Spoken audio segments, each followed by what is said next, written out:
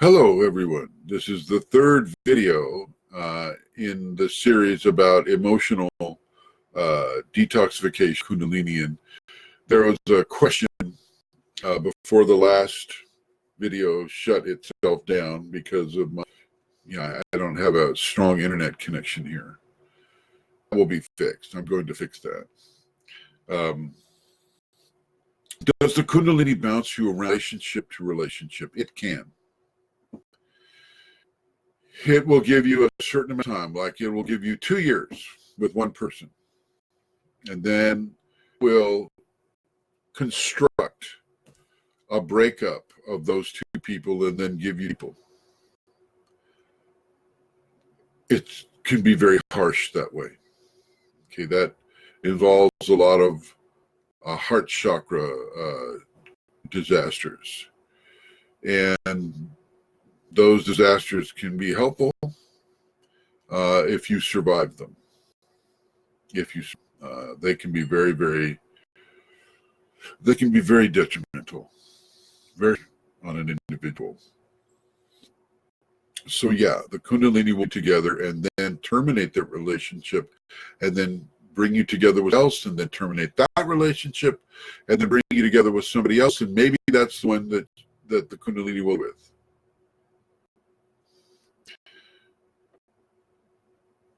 Lots of that can be mitigated by how you interact with each other for Kundalini basis. So with the activated and awakening couple, if your actions support the love between the two of you and allows that love to be, I'm getting the information right now, so you'll see me, but sometimes it's hard to form words with this. If your actions, the Kundalini within you, and the love is being amplified by the Kundalini to such a degree, the opportunity for a continued loving force can continue. If, however, it's a terminal argument, and you have to be there, but you're just ripping each other to shreds, she will need that connection. Okay. Either way, you're gonna learn. You'll either learn through pain or you'll learn through love, and some pain and love have to be intermixed. They have to be. And it's only because of our programming in this society, our karma, and our emotional karma that we have come into this world with. And by emotional karma, I mean, what kind of a person are you? You have type B, and then you have the, some of these other scales, personality types. I don't really buy into those, but people can be hyper expressive in one way and others. Some people are really shy and introverted. Some people are really out there and not introverted. This has to do with emotional karma that has been brought into the person that you are beyond your environmental programming that your parents and the society you were brought up in gave you. Okay, so yeah, Kundalini can bounce you around from relationship to relation, but it can also keep you within one relationship. If you're supporting it, you have to support it. You have to make the right actions and choose the right emotional expression amidst a torrent of detoxed emotions that are coming through. These blockages that are being received are coming through, sometimes in a flood of hurt, flood of pain and negativity. And what the key thing to this is peace. Okay. The first key is tolerance. You need to tolerate this benignly. You can't tolerate it with a bad expression, or like, okay, I'll just deal with, even though I don't agree with any of it, I'm just going to deal with it. You can't tolerate it that way. You must tolerate it with kindness and patience.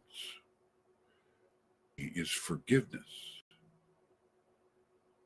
Now, if you see your partner unable to do this, and they're just building this castle of anger towards you, just because you're there in the relationship, well, obviously that relationship is not going to last. It will fail.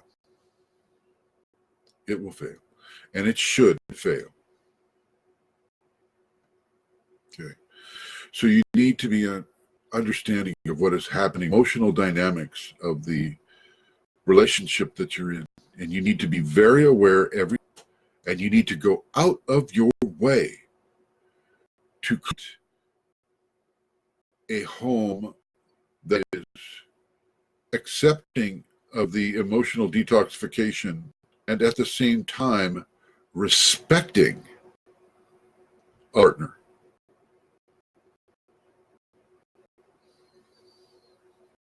Hard work, hard exercise can relieve emotional stress, and it also grounds you at the same time. So I would like you to initiate, if you're having this type of initiate the hard work aspect. Go out and chop the wood. Go pull the water. Okay. Make the tea for both of you that is infused with love and respect and honor, truth for both of you. Forgive each other constantly. Constantly. Never let it stop. And if you're able to do this, but your partner isn't, then things are going to have a terminus. If both of you are doing it, then things may not have that kind of a terminal ending. It's your choice. If you follow what I'm saying, this is a recipe for loving longevity within a Kundalini awakened scenario. This is possible to do. You can do this. Both of you can do this. But you must work every day, in every way. Follow St. Francis's wisdom about this. Serve the other than yourself first. Feel how they might feel about something first. Act in junction and cohesion with your partner. Feel detox, but don't partake of it. Feel it. Let them have it. Let them have that space to just blow up and do some hard work. Let them go out and do some hard work. They should know. If they're listening, watching this video, they should go out and chop that wood. And you need to let, you may think that, pivotal point of the argument that we're having. And if that partner of yours says, I got to chop some wood, let them. I got to go out and work, and let them. I got to go running, let them. I got to go and do something heavy and physical so that I go up and hurt you unnecessarily. Let them go and do that. Don't try to pin them down by you being right. Just an emotional detox, honey. Don't do that. You see what Don't use this information as a weapon to try your partner.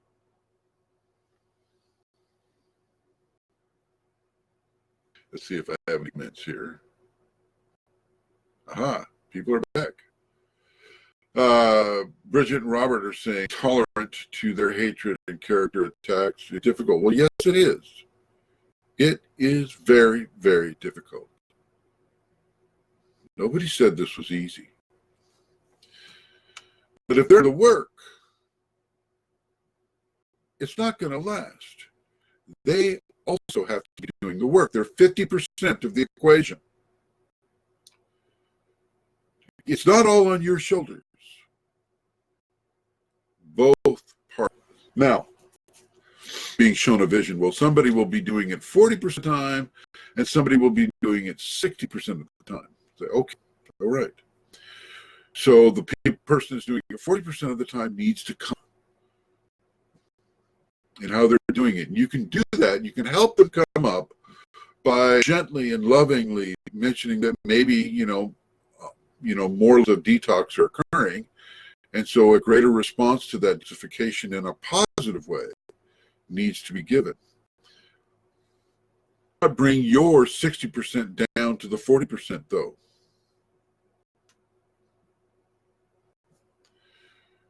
That's not what we're talking about here. You stay at the 60% and bring yours up to 80%.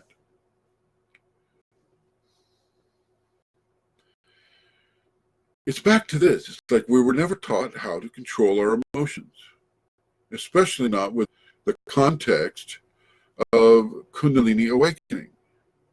And if one person is awakened and the other isn't, it's going to be a really difficult path. Very difficult path. See, it says, Ahmed Arafat says, oh my God, I was thinking of it there and you're absolutely welcome. Not quite sure what you were thinking of, but you are welcome, my friend. Let's see, anybody else here? Indra says, my interest for a romantic relationship is decreasing day by day. Well, yeah. Kundalini also control over your interest. How much energy is being allowed to be inserted into your need to find a mate, need to find a romantic partner, your need to do this or that. It will directly control that. Directly. Ahmed Arafat says, the complex around you as an awakened soul are realizing the vibratory states, synchronicity, awareness of projections, and these qualities you are recognizing while the other partner isn't. See, this will cause a problem. But in the heart, you are aware that something must be meant to happen, even if it's not for a purpose that you wish to be fulfilled. An example of that statement, he's saying, a broken heart. A broken heart. Someone's going to get it. Whether you or the other person, typically not both. Because if both are brokenhearted, then they're going to come together. But if one is brokenhearted and the other isn't, they'll go their ways.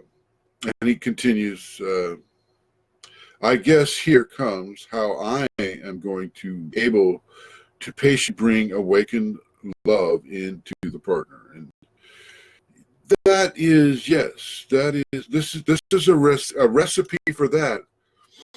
But you can't force. If they're not already practicing, if they're not already awakened, then, you're not going to force an awakening on somebody just so they can equal you in your emotional love interest. Okay. There are variations on this theme. I cannot even begin to tell you. And really, it all comes down to percentages. Percentages of tolerance and forgiveness and unconditional love that is being given in relationship to each other by both partners. You can have, a very close level of unconditional love within a relationship, especially a Kundalini relationship. You can have that. This is possible. It will not be the absolute unconditional love, because we're in bodies, and bodies are conditional. Okay, body is a conditional body, and it's the conditions are food, the conditions are electromagnetic interference with thought processes, ease, water availability, natural environability, so many different conditions apply to the human system. But we can go towards and into excellent levels of unconditional love, which really has